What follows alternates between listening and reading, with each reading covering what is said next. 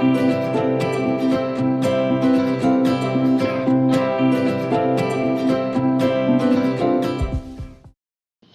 right, you guys, let's go ahead and get started.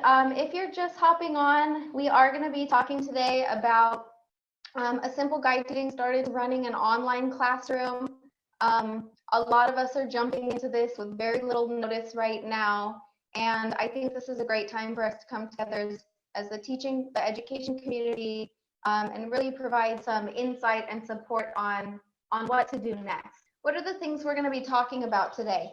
We're going to be discussing what essential tools you can use to run an online classroom, especially if this is your first time. What does your day look like as a teacher? What does our students' day look like? Some of the features we feel that Mathspace can provide support for right now is we're not necessarily face-to-face with our students in the classroom. And what can we do to make sure we hold our communities together, our teaching communities, our students, our families? We want to make sure that people are really being supported as human beings, not just as math students.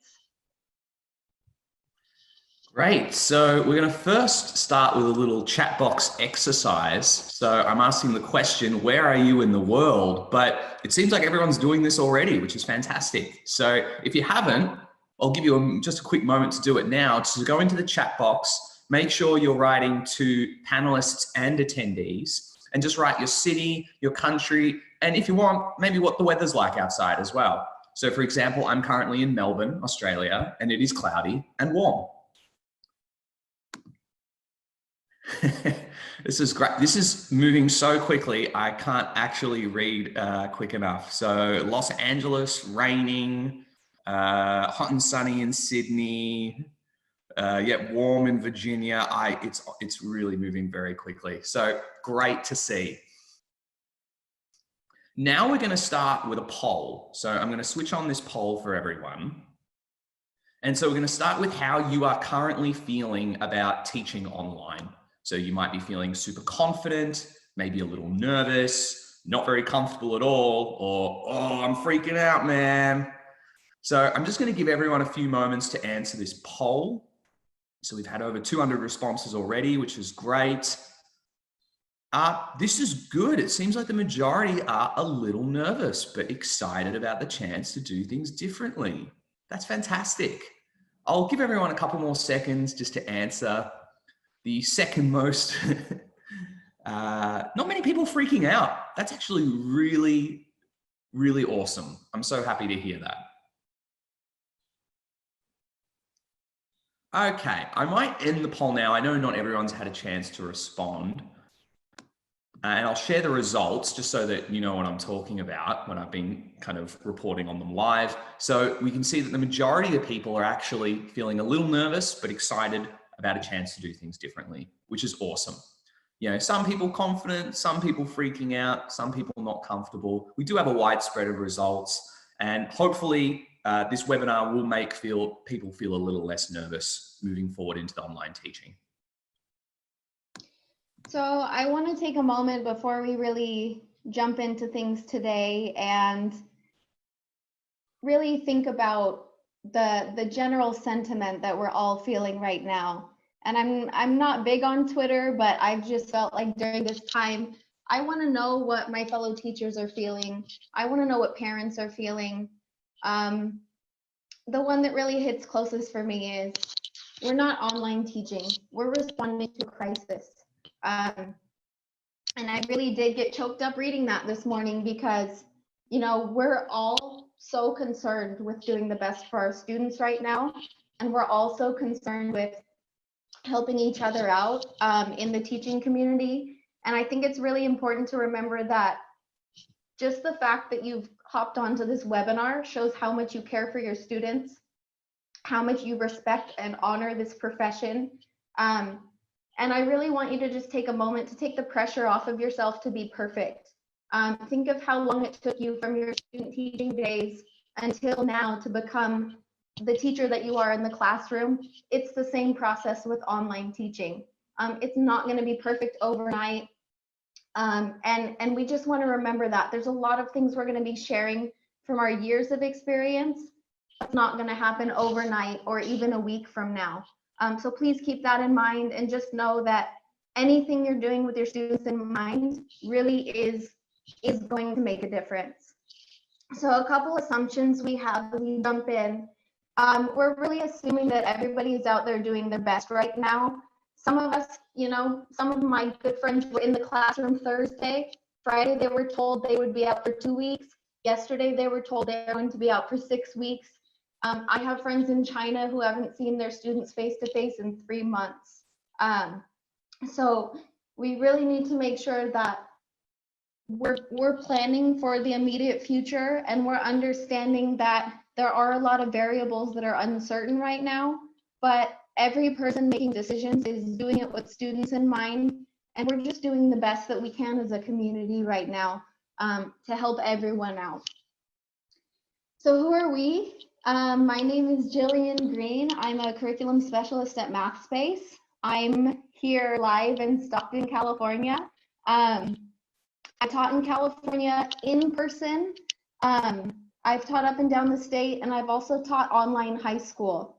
I've taught students all around the world in an online cryptography course, online 6th grade math, and I really feel that my immediate response during this time is just to give what I know to the people that I know are looking for answers and looking to do their best. And so I really want to make sure that I give you just some small pieces from my online experience and some things that you have in your experience in the classroom that you can very seamlessly and quickly translate into an online classroom as soon as you need to make that transition. And my name's Daniel O'Kane, so I'm on the other side of the world from Jillian. I'm in Australia. And so I was teaching online a few years ago when I was working at a university. And so I was teaching engineering students in TAFE. Now, for our Americans, TAFE is what we call community college. And I was also working at university too. And so I would teach mathematics, chemistry, and physics. Now, for the last few years, I've actually been working at Mathspace, creating all the worked example videos that our students who use Mathspace get to see. So I've got experience with online teaching that I'm really looking forward to sharing with you all. And yeah, I'm really stoked to be here with everyone.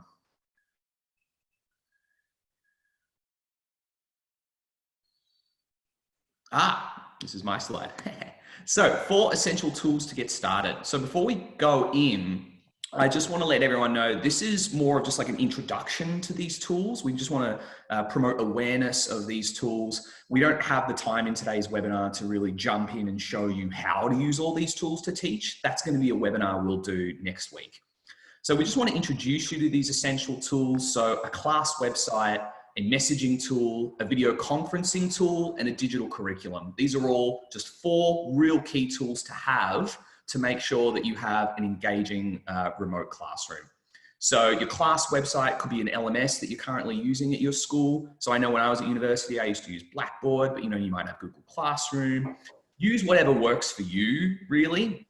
And a messaging tool so that you can create that sense of community amongst your students. A video conferencing tool. So today we're using Zoom. Zoom's a good one.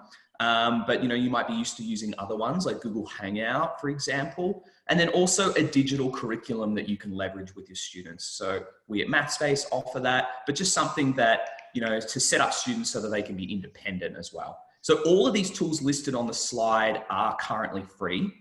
But we just recommend that you use what you know. So if there's any of these tools that you're missing from your toolbox, have a look at our recommendations, do your own research, see what works for you.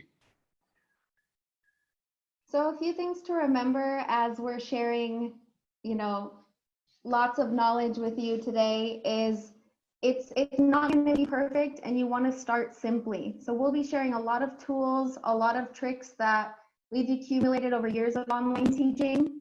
Take the parts that you can start doing and that are reasonable for you to start with. So, keep things simple when you're jumping onto live sessions with students.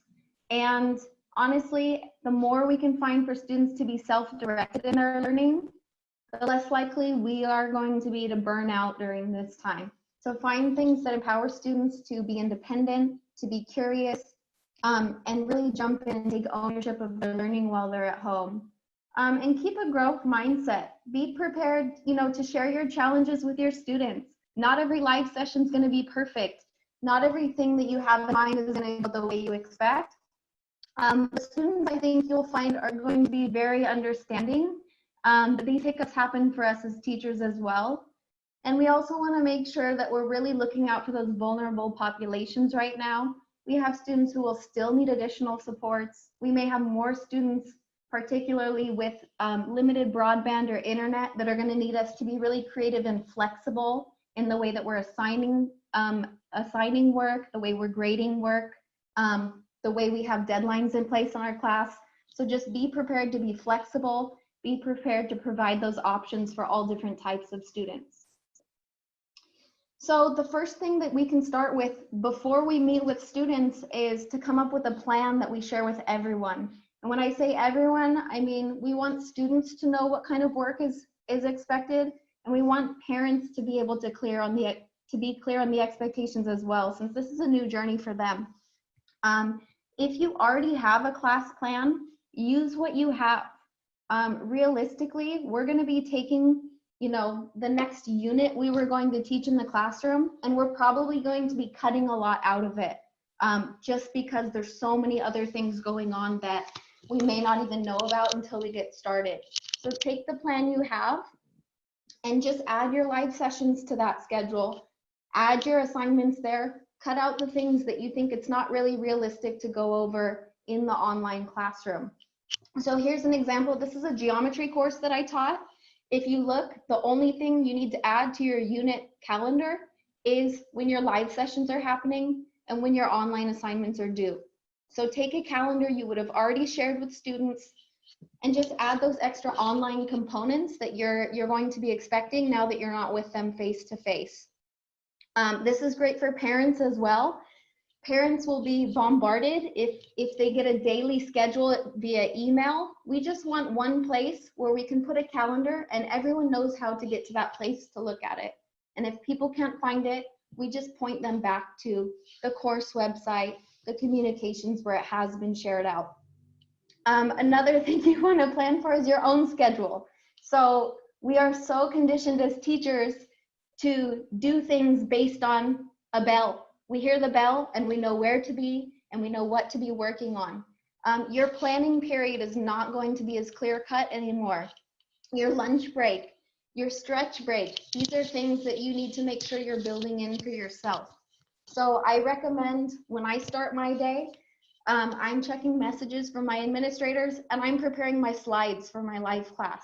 I'm sharing out links. If I have a live session, I'm sharing those out with students ahead of time so that they know when to be in class and how to get to class. I may have a live session with students in the morning. I record that session and I share that recording link to all of my students afterwards for the people who weren't able to join us live. I take a lunch break. My partner works upstairs. We're both home right now. We take lunch together to make sure that we have a break so we can go back to being productive after that. Stretch, pet your cat, play some music, do the types of things that get you in a good state of mind for being productive. Something that's also really helpful to check every day is, what are your students accomplishing? Check the data. Are they turning in work? If not, maybe I need to reach out to students one-on-one. If they are finishing their work, what support can I provide for them moving forward? I want students to know that just because they're not putting the paper in the homework tray, I'm still looking at it. I'm still seeing when they're doing great. I'm still seeing when they need a little extra help from me.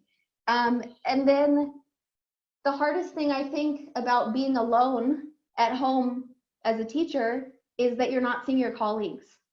So this is a great time to reach out to your course teams, your department, any coaches you have at your school, and find ways that you can work together. Maybe one teacher is creating slides. Maybe one teacher is sharing out links for everybody on the algebra team, but you're not in this alone. And there's so many tasks that we can really split up across teaching teams to save time and take that time and put it back into our communication with students. So a couple things that we can do here. are finding ways to communicate when we're not in live sessions with students. So we want to make sure there's multiple ways to do that. I already mentioned email. If you're a parent yourself, you may have already been receiving a lot of emails from teachers, especially if you have high school students with 6 different subjects they're in. So we want to make sure we're really mindful that everyone can communicate, but there's less formal ways of doing that as well. So I think maybe Daniel, you wanted to mention a couple of the ways that we can communicate with both students and families. Yeah, that's right. Thanks, Gillian. So it is key to really have this information going out to as many channels as possible. So, you know, when you're in the classroom and you're teaching in front of students in that traditional setting, you know, you can remind students verbally but when you don't have that anymore, so when you're teaching remotely, it is best to share this information as much as possible. You're probably not used to sharing the PDFs of your worksheets, for example. You might just print them off and give them to your students. But sharing that PDF is really key now so that they can then print it off themselves, especially if they do have a patchy internet connection at home. And just being able to share information, you know, through messaging tools, through email, in your LMS, just making it as available as possible so that students and families, they're not going to miss that information. And I would even go as far as sourcing recordings online. You know, you don't have to be reinventing the wheel and, you know, teaching concepts when there are plenty of other very talented teachers out there on the internet, and you can source their videos to save yourself time. Otherwise, you can also make recordings of yourself. You know, all you need is a webcam and a video. It doesn't have to be, you know, lights and makeup, but just, you know, quick 2-minute videos as well that you can share to your students as well, and making those available. So one of the biggest ways that we like to communicate with students is using a platform called Slack. Slack is very similar to like a WhatsApp or a messenger tool, but you are, as the teacher, are the owner of the Slack group. So you create your own Slack community. You can invite students, you can invite parents to be part of that, and you are really a moderator over every conversation that happens within that environment. So as a teacher, one of the greatest things is I can ask students to have Slack on their phone. Students love texting, they love messaging, and it's a great way for me to send, if I want to post a link to a session, I can send it to my whole class channel. If I want to check in with a single student who wasn't able to come to class, or I have parents who have questions, it's a lot simpler to go back and forth with a messenger than it is to get lost in an email inbox, especially for students. It's a very casual way to check in. It doesn't even have to necessarily be a conversation about what you're teaching that day. You can check in with students just to see how they're feeling. You can check in with students to see if they want to meet with you face to face, if they want to take a phone call. So we really recommend Slack. We're going to be talking about that a lot today. So here's one way that you can reach out. I'm thinking of, like, I have students who I would give a fist bump in the hallway.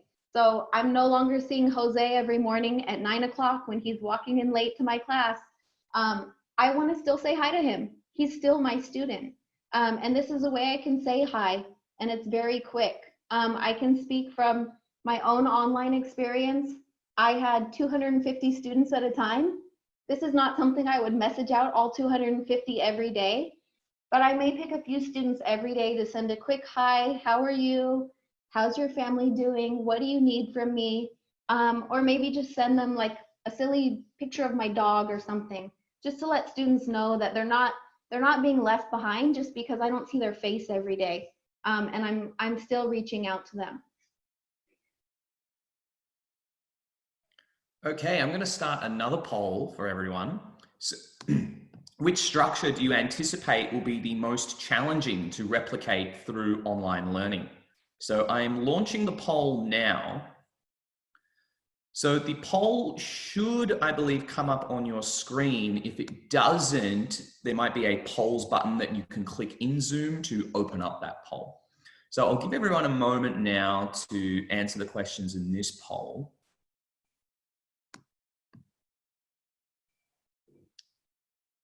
So rather than, I can see a lot of people are writing in the chat, A, B, C, D, E, but actually there is a polls feature in Zoom. So it might be that you have to find the polls button. Okay, no one's seeing the poll this time. That's interesting. Okay, that might be an issue just with Zoom due to maybe the number of participants or something. Okay, so I will have to shut that off. I did get one response, supporting students' well-being as option F. Yeah, I'll try relaunch. That's a good idea. Someone in the chat just asked to relaunch. So maybe I'll give that a go. I'm going to clear the existing results. Let's try this one more time. And if it doesn't work, we'll move on. Okay, I'm seeing a lot more results come in now. Okay, good to know. If it doesn't work the first time, just reboot it. Great. So we're getting a few moments now just to everyone to put in their results. Does look like we're getting a widespread, which is good. I'll share the results with everyone in a moment. I'll just give everyone just another 10, 20 seconds to finish the poll.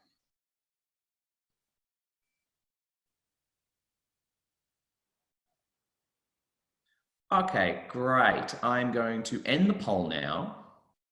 And now I'm going to share the results with everyone.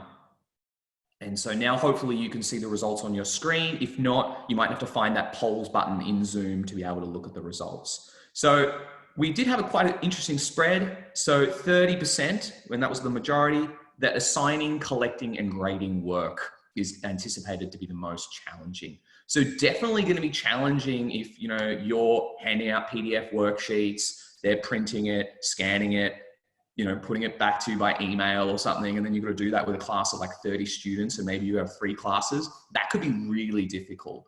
And then you have to go away and grade the work. So leveraging digital curriculum will really help you. And we will do a real quick chat about how Mathspace can do that in a moment. So I saw that the second most common concern would be facilitating live classes. So we are jumping into that next. We do recommend using Zoom or some sort of video conferencing platform. I know even teachers who are very charismatic and enthusiastic in the classroom can be really nervous about working with students live online. So I want to just show a few tips that I actually use in my online classroom.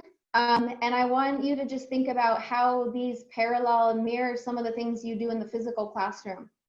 So what do we do on the first day of school? We set norms. We ask students to help us contribute to those norms. And then we may have times where we're having a particularly challenging class, and maybe a few students or maybe the whole group needs to come back to those norms. So you can take what you already have, what your students have already created, and tailor it to the online classroom. Just reminders about being appropriate. One of the biggest things about being live online is everything is seen by the whole class. So a student may be used to telling a joke to their group members, but now anything in the chat is seen by everyone in the chat, and it's seen by the teacher every single time. So just reminding students when things are being recorded, there's not really a way to erase it or go back on it. We have tools that we expect students to use. So maybe we'll ask them to use a hand raising feature, just like we would in class. They're not going to blurt out when we're giving directions, but they're going to know how to have their questions addressed in time. And then keep this as a living document. Ask students to contribute to it. Maybe you reach a certain assignment or a certain point in time where you do need to add more, or you do need to have a class discussion around which of these points are working and which need to be revisited. A live environment. This is something that, our students are on TikTok right now. They're whether or not it's right, they're expecting some sort of entertainment, some sort of value to their day. So we want to make sure that when we're meeting with students, we're creating an environment they want to come back to the next day. We want them to feel like it's an enjoyable place to be. It's an interesting place to be. And so sometimes that means turning it up a little bit when you're on camera, just to get students hooked in, because it is a different way of catching their attention now. So I don't know about you guys, but sometimes when I get a video call, like from my mother-in-law, I'll be just seeing this the whole time. And, so it is important to, make sure your camera is, adjusted the right way, but, you'll figure that out after a week or two. There is a feature in Zoom to raise hands. So raise hands if you are familiar with using a web conferencing tool. It doesn't have to be Zoom, could be Google Hangouts or Skype or something like this. Great, so we're getting lots of hands being risen right now, which is awesome. So people are figuring out in Zoom how that you can, as an attendee, raise your hand. And that's what Jillian was mentioning before that your students can do. And so many web conferencing tools has the ability for the raise hands features. It's not necessarily just Zoom. So I actually think it's very important to turn the video on. I know as teachers, sometimes we can be a little camera shy and maybe we discount actually the importance of having a visual presence. So when you're teaching online, if you don't have the camera on, you just become this like phantom voice. So students don't have, anyone to connect to. And that is important, especially in these stressful times. And so if you've got the video on and you're smiling and you're laughing and, you're still connecting with your students as if you were still in the classroom, it makes this whole experience a lot easier for the students. And so, of course, we are in times of adversity. So a calm, positive attitude for the students, because they might be feeling a lot of anxiousness. I know I'm feeling anxiousness. I know a lot of us are feeling anxiousness, but if we can model calm and positive attitudes in the classroom, we are going to alleviate our students' feelings, and hopefully they can still, at least through these tough times, continue their education. So we're going to do one last poll for the day, and I want to ask everyone which of the following images doesn't belong. So I'm going to turn on the poll now. So can everyone see the poll? Yes, I can see the answers are starting to come in now. So I'll give everyone a few moments. We're looking at the 4 images and seeing which one doesn't match. Now, this is interesting. I will share the results in a moment, but the majority of people are choosing basketball. But now that majority is slowly starting to come down, as maybe some of the other people here today are starting to think about the image a little bit more closely. Because, it was funny, when Julian and I were practicing and when I went through this slide, I was like, yep, obviously the basketball, next slide. But have a look, the donut is the only pink object of the 4. The cake is the only image of the 4 that has writing on it. The brownie is a rectangular prism, whereas circles are involved in A, C, and D. And then the basketball is not a dessert, while the others are. So actually, this is a question that is designed to trick the students. It's designed to have a bit of back and forth. So, Jillian was telling me she's had this experience where, students in her class are going, well, it's the basketball. What are you talking about? No, it's the donut. So even though, you might put a slide in that's not perhaps related to mathematics or the content that you're teaching, it does, give that break in the webinar and it, hooks the students back in. So I'm going to end the poll and I will share the results with everyone. So the basketball was the winner. I always thought I was right when I was talking with Jillian, but anyway. But yeah, as you can see, plenty of other responders choosing other responses, and really there was no correct answer in this case. Okay, so this is an example of a slide that you might show your students. So you could open up your slides in Microsoft PowerPoint or another PowerPoint type app, and then you're using Zoom or whatever web conferencing tool to share your screen with the students. If you have a touchscreen device, you can really utilize that by actually annotating. And so you can either annotate in the web conferencing tool or you can annotate on the slide directly. And so you can treat this white space on the screen as if it was a whiteboard in your classroom. And now some web conferencing tools have the ability to pass the remote. So that means you can let other students control your screen so that then they too can annotate as well, so that they can then have an attempt at answering a particular question. So I really recommend utilizing those features so that, again, you're replicating that classroom experience and you're allowing your students to engage with the content rather than just you giving a university lecturer style presentation. You can also have a cheat sheet perhaps, so maybe a PDF that has all of the key formulas, and you can do a file share. So in your messaging tool, like Slack, for example, you can, or have it available on your LMS or both. And that way students can use the cheat sheet while they're listening to the webinar, and they can kind of alt tab back and forth. And so you do a file share that way as well, live in the webinar. So one of the things we really think is helpful during this time is getting students to be independent and doing work in groups or on their own. So, you know, in my experience online teaching, I think the best way to get students producing work and doing, you know, their part in the learning process is to start these things in class. So if I'm in a live session with students, I'm going to have them jump onto a task while we're all together. And I maybe even will have them split up into groups so that they know there's other students they can chat with to ask for help, to check in with each other to see if they're on the right track.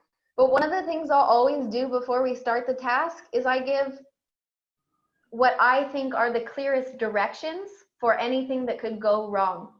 So you think about the times in the classroom where you give directions and you say it so clearly and you check that students understand it, and the very next thing a student asks you is, Miss, what problem am I supposed to, what page am I supposed to be on? What problem are we working on? So I put that information right away on the slide. I'm anticipating students aren't going to know what resources to use. I'm anticipating that some students will need help navigating to the website that we're working on.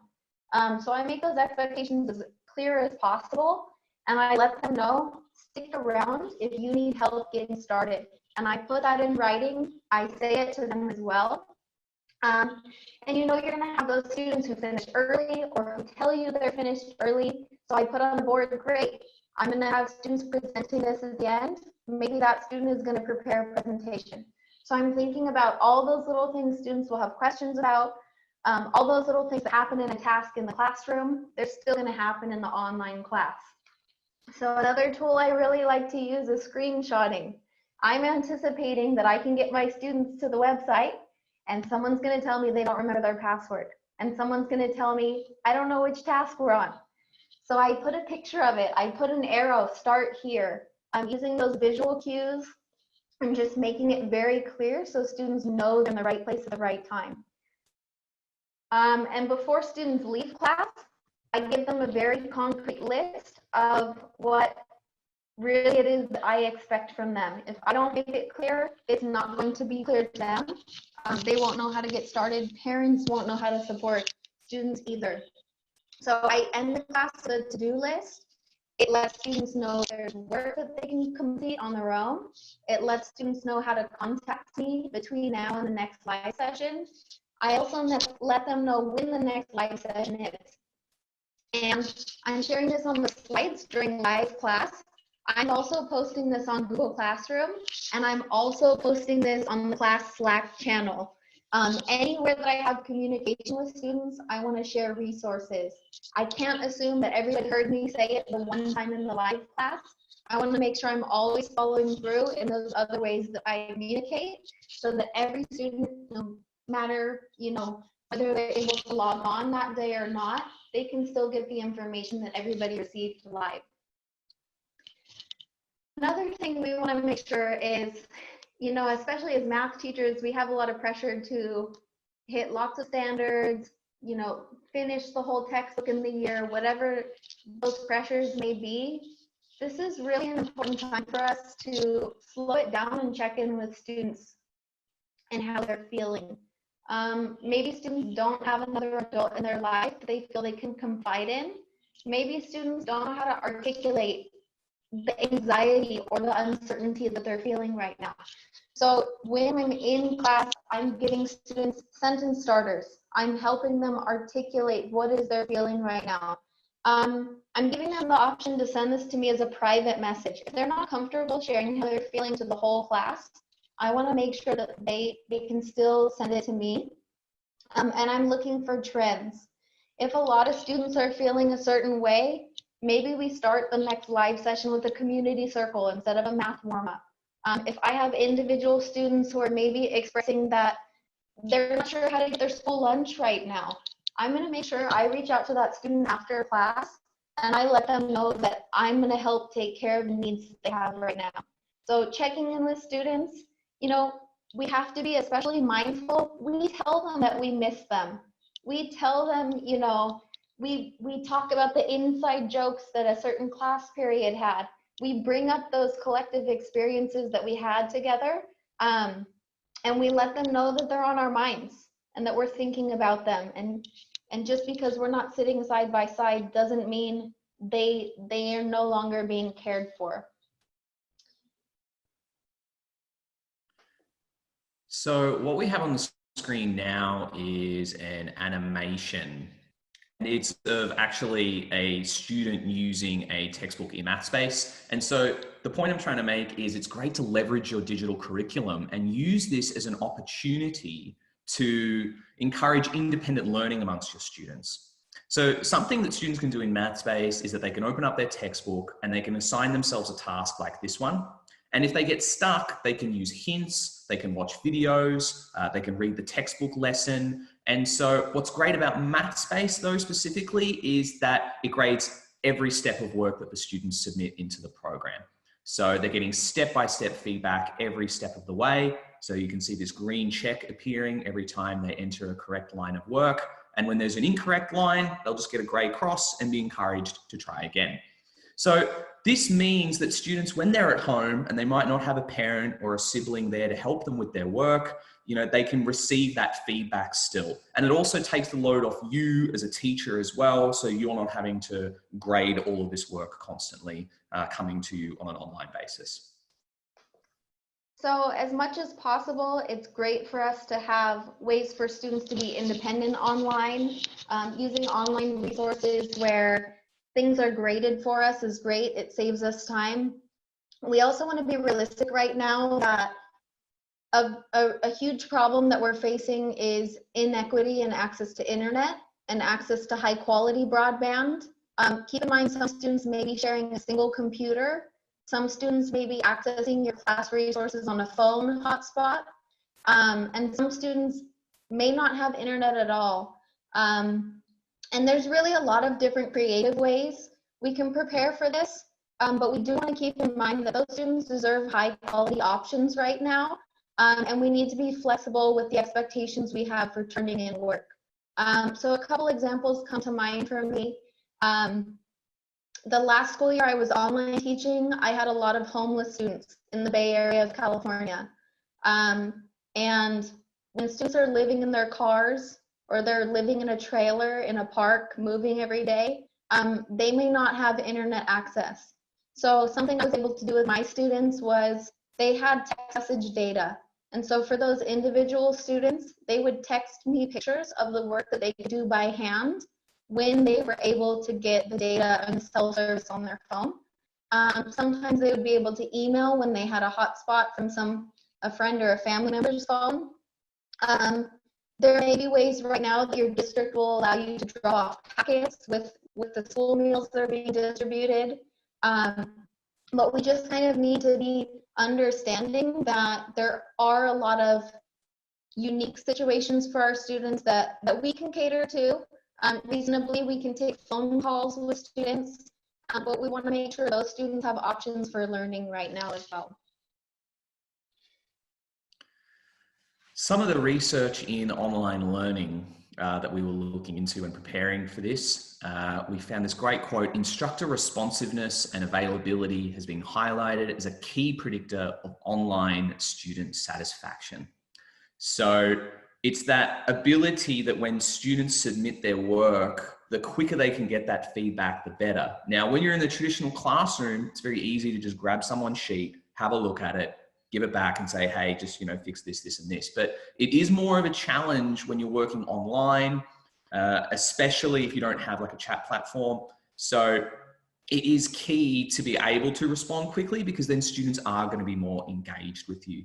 So if you have a tool like Mathspace, for example, like this is great because, you know, you can look at how much time the students are spending in Mathspace, how far are they to completing a task that you as the teacher has set them, how many questions have they got right, how many have they got wrong, and then you can even look at their work history, you can look at their scorecard as well.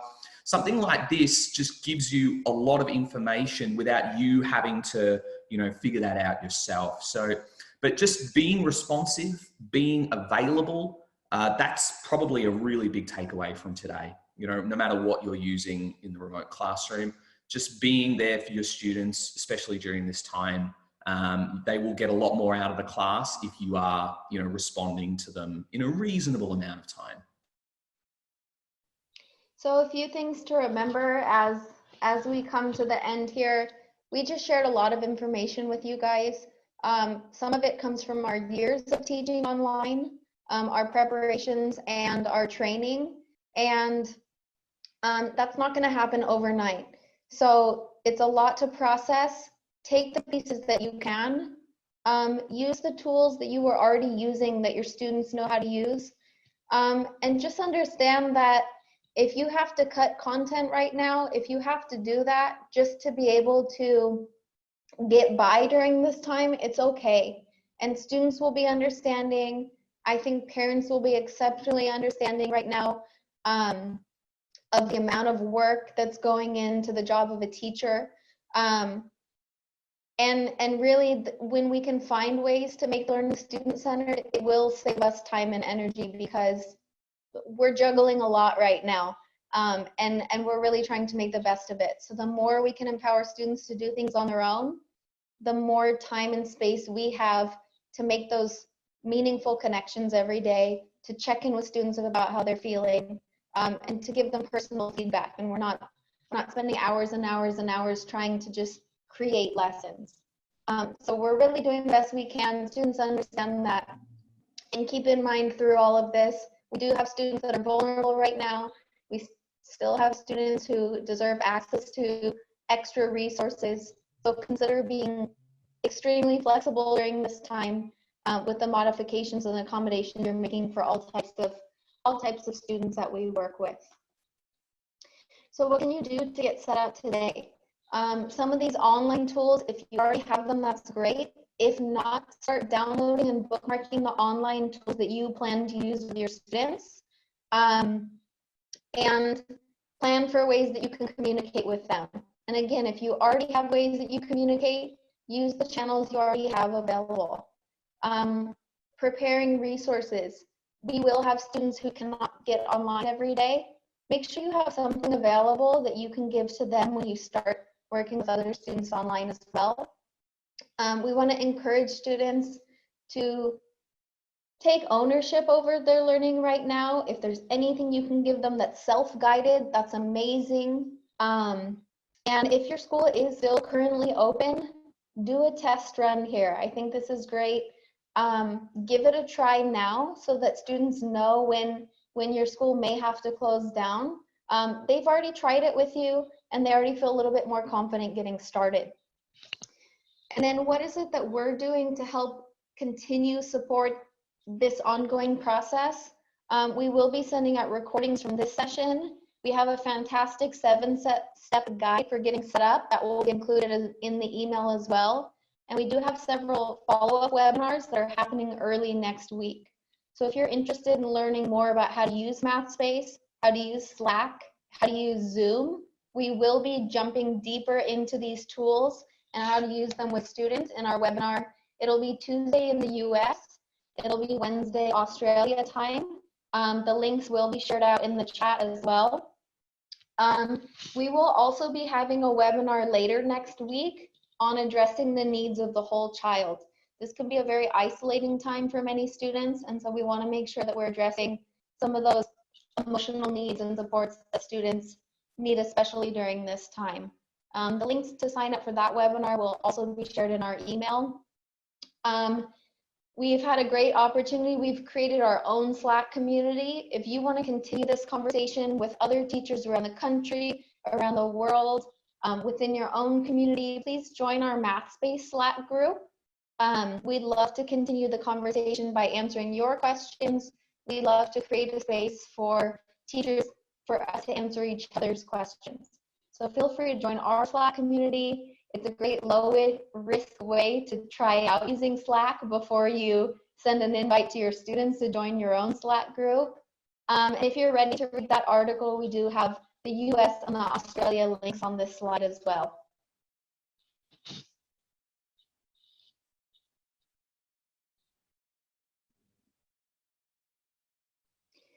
So I'll give you another moment on this slide if you're clicking links, or feel free to take a screenshot if you want to save this for later. Again, we're going to be sending out all of these links and information in the recording.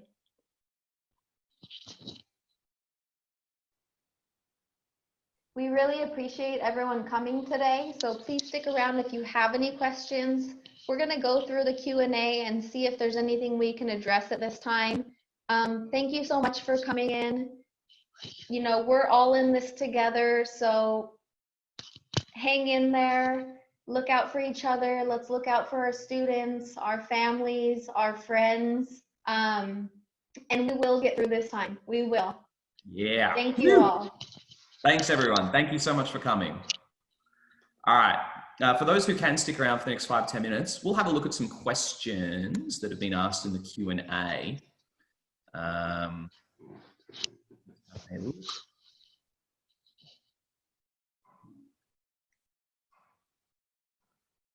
right. Any questions that you see, Julian, that you want to start with?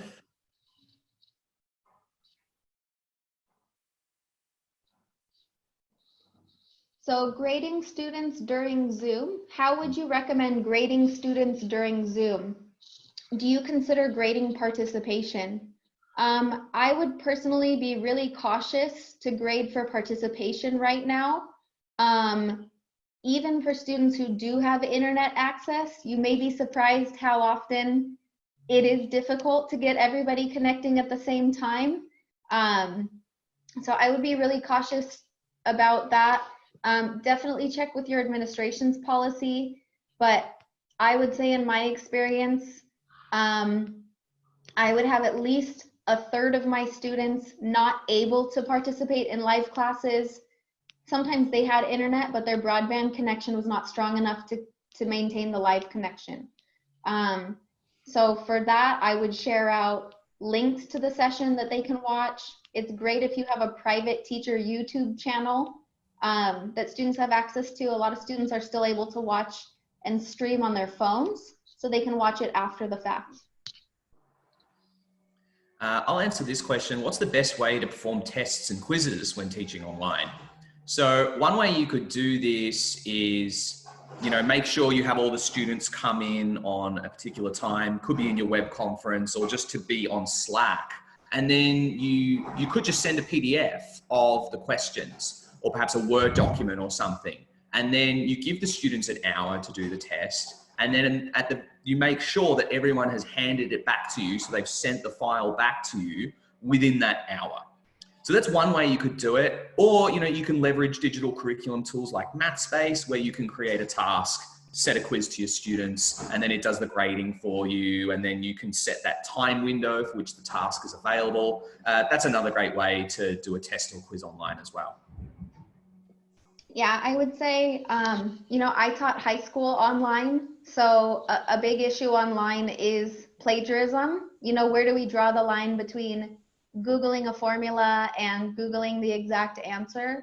So I would say if it is possible for you to create assessments that encourage students to explain their thinking and kind of disincentivize looking up the answer, that's another great way to do it. At the end of the day, we also want to let our students know that we're trusting them to be responsible.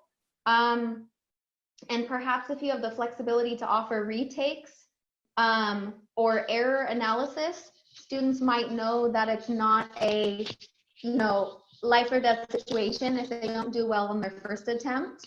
And that may motivate students to really try themselves as well. Yeah. Someone I just saw asked in the chat, you know, what do we do? Like, if we send them a PDF, how can they write on the PDF? I mean, unless you've set up the PDF to be able to write in it, which is a bit tricky, I'd probably recommend a Word document in that situation. That way they can just type in their responses at the end there. It does depend on the technology that you have available at your school and amongst your students. I mean, you know, if screens have Chromebooks, touchscreen devices, you know, they could even write their answers onto Word document pages as well. Yeah, I would even, another great one. I just saw someone write. Yeah, absolutely. And I would even say, you know, you can go low tech here.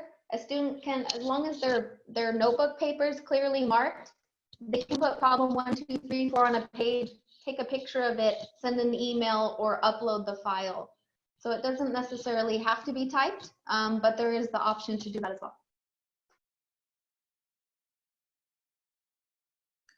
Okay. Just reading through some more of these questions. Feel free to jump in, Julian, if you see one for me.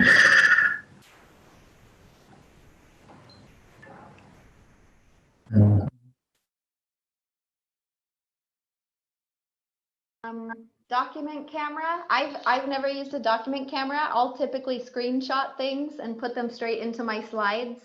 I know for myself, when I'm doing a live session, I have a lot of things open. So I try to keep the least amount of tabs open as possible to share, because those transitions take me time to make sure I'm sharing the right screen. So I would typically take screenshots. I may just share my browser at a certain point. Although I know it is possible to use a document camera, especially if you don't have a writing or a tablet feature, you might want to look into that. Just looking at Isabel's question about teaching middle school math, it is, I understand, a challenge for the younger students to make sure that they do stay engaged with what you're doing. I think it's a great idea what you've written, Isabel, to break up the classes into smaller groups and doing a mini lesson with 4 to 6 kids. And the benefit of that is, you know, rather than doing what we're doing today, which is presenting a webinar and not having them the ability to interact other than through text, you could do like a group Skype call where they're all speaking together and that you can see them all, and that way you can work with them all like that. If you did have a class of 14 to 16 students, it would probably be very difficult to give them all video and microphone access. It would just become too difficult to manage. For those bigger classes, I would recommend doing it how we're doing now in Zoom, which is just having them the ability to, you know, chat only and raise hands, you know, getting their interactivity like that, and then, you know, touching base with them on a chat messaging platform like Slack. Yeah, I see that Sarah asked a similar question about scheduling. You know, it can really depend on if your school has a timetable for when you should be meeting with certain student groups. I think it's realistic to meet with the whole group at least maybe once a week, provide that opportunity. It may not be realistic with the amount of time you have each day to meet with several small groups every day, but you can provide those opportunities, and you may look at the work students are producing, and you may decide that, you know, certain days or certain weeks, there are a handful of students you want to invite to additional small group sessions with you. So I would say use your discretion, but it is really exhausting to be in live sessions all day, and it's not always necessarily the most beneficial way for students, but I do think that having those small group opportunities can make a difference. I'll look at Lisa's question about collecting work, especially if they don't have the ability to annotate on something. They might have that ability to send photos of their work. So if what the students could do is they can just send the photos of their work to you, but rather than getting them to send it to your email, because then you're going to have 30 different emails for all the different students that you have in the class, you can have them share the file through a messaging tool like Slack. Slack, by the way, very similar to WhatsApp in that regard. So, you know, you can have a group for the whole class and they can be sending the files there, or they can send them to you privately. Privately is probably better, so that way other students aren't looking at each other's work. So that would be a way of collecting their work, even if they only have the ability to take a photo of their workbook and send it to you. I see a few questions coming in. Katie says, what do you mean when you say have students work in pairs or groups? So I think this is a good one to clarify. When I set up my Slack for students, I will have individual conversations with students, but I will also create small group chats so that if there is time for students to be collaborating, they can be chatting with each other. But because it's my own Slack group, I can see those conversations and I can step in if I need to. There are some more advanced features during live sessions called breakout rooms that several video conferencing platforms have. When I was online teaching, I didn't start using breakout rooms for about 6 months. So I'd just be cautious to recommend doing that right away because it can feel like a lot to juggle in a live class. But I do think setting up small group chats to have students just discussing with each other is a great way to start if you're wanting them to be able to collaborate. How often would I suggest meeting with high school students? This one is tricky as well because they have so many subjects that they're working on. So you do want to see if your school has a timetable. I think maybe once or twice a week would be reasonable considering the circumstances right now. And just be flexible with the fact that not every student will be able to attend every online session, but that you want to have those opportunities for students to come in live, maybe work through some problems with you or with classmates, and ask questions about anything that they've been working on independently. So once or twice a week, I think would be a great starting point, and then you can decide from there if it's beneficial to have more, or maybe you just are making time for small group meetings for students to have those check-ins about what it is they're working on independently. Sarah's asked specifically about Zoom, about if you teach multiple periods of the same class, do you have one Zoom with all the students at once or separate Zooms for each class period? I believe you can do it either way. So in Zoom, you can set up what's called a meeting room, which is just a link that's just attached to you and your account, so students can jump in and out like that. Or you can set up, you can schedule webinars in Zoom as well, so that, your 8 a.m. students know to jump into this class at 8 a.m. and then you have a different webinar link for, your 9 a.m. class, etc.